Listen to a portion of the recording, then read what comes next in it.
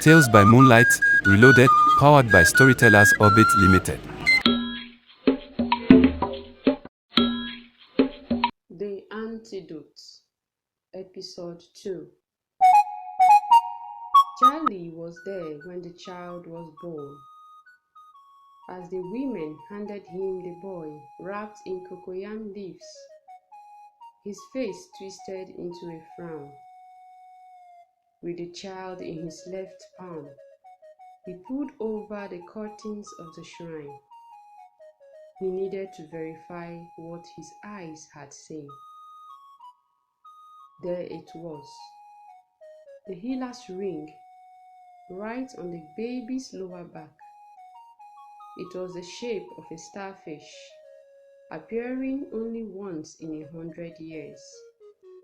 He was indeed lucky to witness one in his lifetime. He would ask Bishara to be his wife, and with this boy, he was going to be the wealthiest man in the whole of Turkana. And so, when Bishara asked him what the mark had meant, he said it was nothing to worry about. Kamba grew into a fine young man. He ran with the speed of light. Most times, his mother would ask if his feet would protest if he ever walked, for Kamba was never patient enough to walk. But something worried Bishara. The dream. They don't come always, but when they do, nothing would bring down Kamba's fever until she had bathed his body in a bowl of special herbs. She had tried to ask him what he saw in the dream, but he always said nothing. In his dream, he was seated cross-legged, blindfolded amidst pots of boiling liquids. She had asked Jali to help, but the old man would bring up the issue of marriage every time.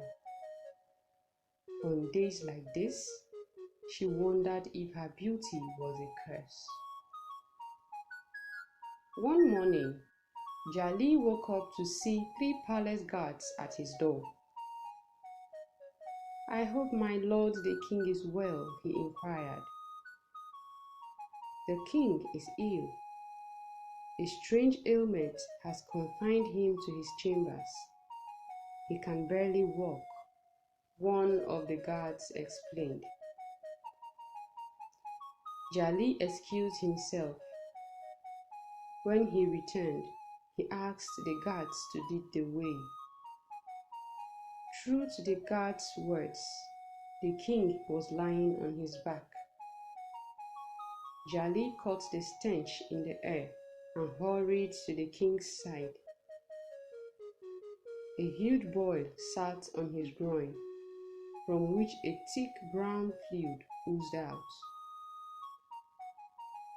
Jali spread out his divination plates. When he rose up from his incantation, he asked the guards to leave the room. "My king," he began, "I think it's time to confess your sins."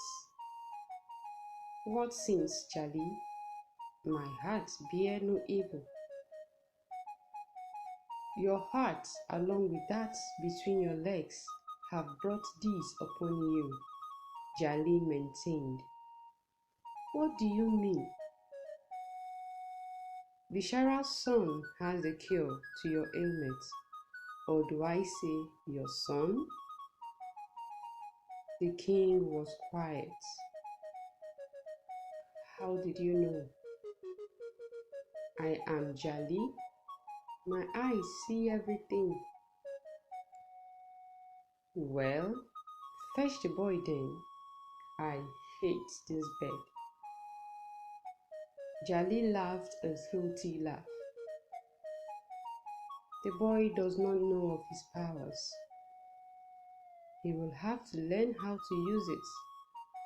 But first, you must win them back." I am King Chilimba.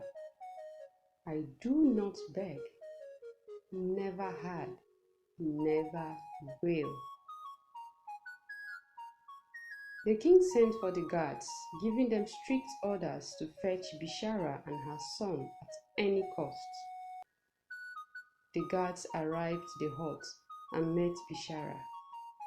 As soon as she saw them, she made to run inside, but they were faster. Where is your son? The king demands your presence. Bishara did not budge. They should kill her if they wanted. She was not going to face that evil man a second time. She could see Kamba running towards her. She motioned to him to stop running towards her, shaking her head from side to side. Kamba seemed to slow down, but as the guards dragged her away, he picked up again and ran towards them. Both mother and son was brought before the king, but Kamba maintained he had no cure, but was just an ordinary boy.